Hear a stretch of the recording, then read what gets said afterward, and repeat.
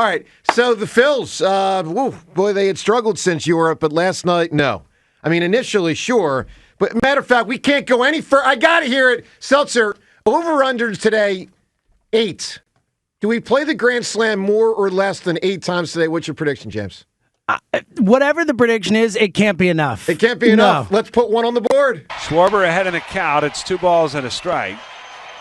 As Edward Cabrera kicks and deals in the pitch. Swung on, hit in the air to left field. Going back on it is Stowers at the wall. It's gone! And he has turned it around with one swing of the bat. Kyle Schwarber. A grand slam, and the Phillies now lead it 6-5. You know when you're in a slump, John, and you just know you need something? You've probably been in those kind of slumps, John. His 7th career grand slam. And Kyle Schwarber knows how to end an offer. My goodness. This is great. If that doesn't jumpstart it, I don't know what will. Wow. Listen to the crowd. That's good That's stuff. That's a leader right My there. arms literally went in the air at the moment it happened. That's great. Like straight in the air. Yep. That's a leader. That's a man who knows what this team needs and has the just uncanny ability to get it done. Man, just beautiful, beautiful hands in a pressure-packed situation. And that's what we needed. That's the turning point, isn't it? Well, look, it feels good. The guy we wanted up. Like, if you could have picked anyone on the roster to be up in that spot, it's Kyle Schwarber look right at now. you, Dog and Harper. I mean, would you have picked Harper right now, today? It is what it is. Schwarber's been better. Listen, it's exciting, and it's awesome. So we want to hear from you, obviously. You know, if you're at that other game guys and playing part of that better crowd.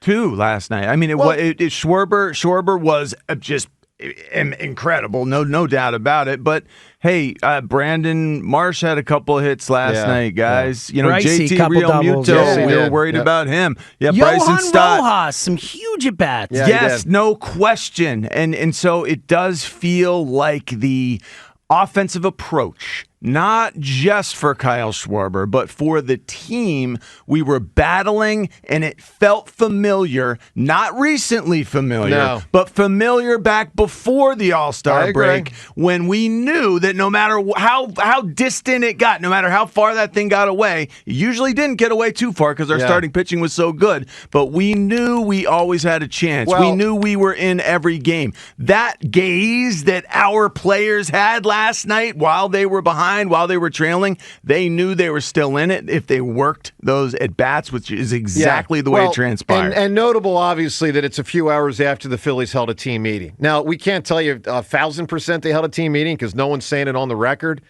But based on the tea leaves and the reporting, that's like everyone's like, yeah, we think they had a team meeting. We think they had a team meeting. So that's good. I mean, John, that was something at this time yesterday, 6:02. Yesterday, when we were as down in the dumps about the Phils as we had been at any time this year, you called for it. Wow. Millions called for it. Not on our show. We didn't field a million phone calls, but I think if we had polled, the 10 million Philadelphia sports fans, I think, it's pretty clear most people would have said, yeah, it's team meeting time. They did it. And you know what, John? They showed coming out of that, they showed fight. They showed because, no doubt. Because, they showed belief. This team knows that even though they were playing poorly, that is the bottom. That's the nadir. Well, it better be. I mean, here's the thing. Look, all of the Phillies thing on the table, we're going to go Eagles in a moment with you, but 215-592-9494 to react to the game, whether you watched it on TV or here on WIP, or if you're at the game and experienced the Grand Slam and the terrific comeback, we want to hear from you. I'll just say this. The Slam, as great as it was, and it was phenomenal. Obviously, you just heard it there. It was far from the only thing. I mean, this was a game where the Phillies had gotten down 3-0 right away. I will say watching that in the moment, did not feel the game was over at 3-0 the way the prior night I felt like it was over at 2-0 in the first inning. I just didn't. I just didn't. Now, for whatever, I don't quite know why, but that's how I felt. And they chip away, so 3-0 becomes 3-1, becomes 3-2. You get guys on base. I mean, the only way you get a grand slam in the Kyle Schwarber home run is 3 guys are on base. You get 3 guys on base there. After that, obviously, later in the game, you're tacking on runs, courtesy of the Bohm hit and the JT hit. And by the way, after the first inning, and obviously it was not great pitching, last night, starting pitching-wise. After that, the rest of the game, 8 innings, you did well. Bullpen was solid. Bullpen did really well. So, all right, so the whole Phillies thing on the table, obviously one of the more exciting, gutsy, and we hope launching wins for this baseball team. Necessary wins this season. season. Well, that too. that too. A slump buster, if you will. All right, 2-1. But look, I'm not going to tell you they're out of the woods. I'm not going to tell you Bryson Stott's going to start hitting 300. I'm not going to tell you that, okay? I'm not going to do that. But what I will say is this. It was a great moment. It was a great game. Let's enjoy it, and let's hope it's a launching pad. 215-592-9494 for your thoughts on the Phils. All right, John, let's go Eagles. Mm-hmm. They got a game tonight, so there's an awful lot to put on the table. Obviously, primarily under the umbrella of what do you want to see tonight from the Eagles? Who are you keying in on tonight from the Eagles? And let's just start, John, as typically as the case when they're about to play a preseason game. Is it to be or not to be? Is that what Shakespeare said, Seltzer? Correct, yes. Right, that is the question. All right, that is not the question when the Eagles play a preseason game. The main question when the Eagles play a preseason game is to play the starting quarterback or to not play the starting quarterback. John Ritchie, that is the first question. What is your answer? I want to see Jaylen in the starting offense for a drive or two. So, yes, to play the starting quarterback it's an absolute for me at this point. There are 3 preseason games this preseason. We've had one. Yeah. This is number 2. You think they're going to play in the last one right before the season? Like it feels like this is the do or die. The way that they approached practice when they were tackling against the New England Patriots, they were doing the thud tempo stuff. And at the end, where we're customarily seeing a scrimmage situation where they're taking everyone except quarterbacks to the ground, they didn't do that. It was more of a 7-on-7 type feel, which makes me think they had in advance communicated, okay, we're going to have our starters go out there and play real football when John, on Thursday night. That better happen or I will be so disappointed. That's interesting. So, okay, I want to ask you a question about your conviction here in a moment, but let me frame it this way. So here's where I'm at on playing Hertz tonight or not. From an entertainment standpoint, as an Eagles fan, of course I want them to play Jaylen Herz. It'll make the game more entertaining, okay? Sure, 1,000%, no question. From a what is best for the Philadelphia Eagles in the 2024 standpoint, which is ultimately what the coaching staff should view this thing through the prism of, I can tell you I'm totally oblivious.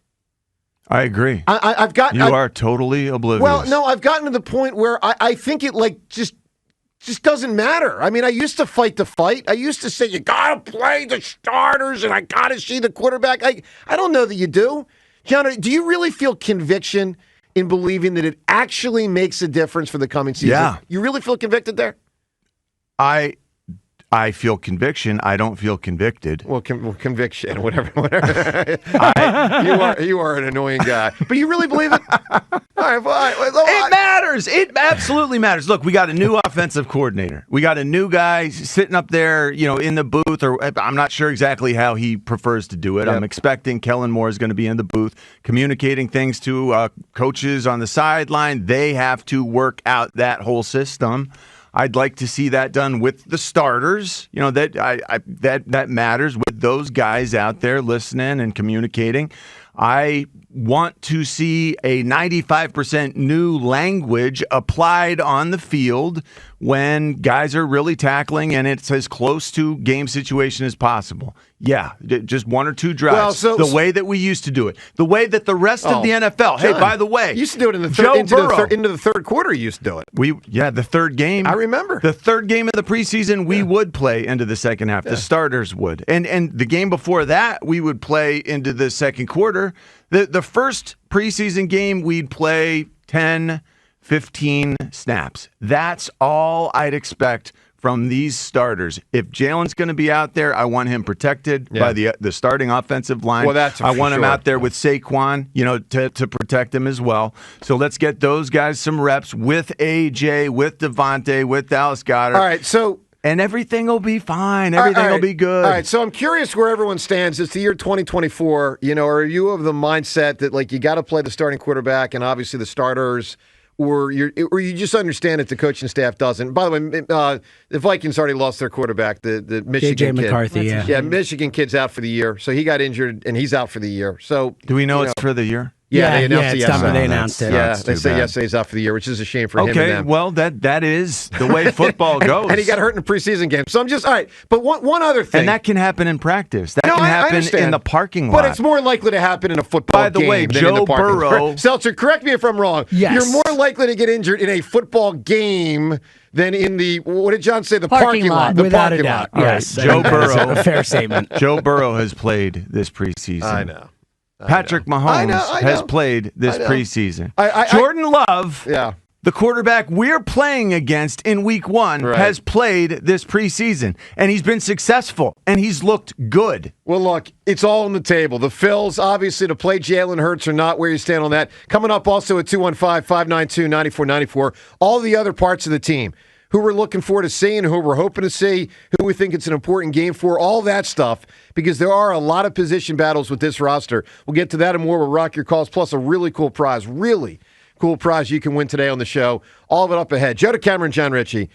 Hey, Schwarber, let's hope it's a launching point for the rest of the season. That was a great moment. Joe DeCamera, John Ritchie on 94 WIP.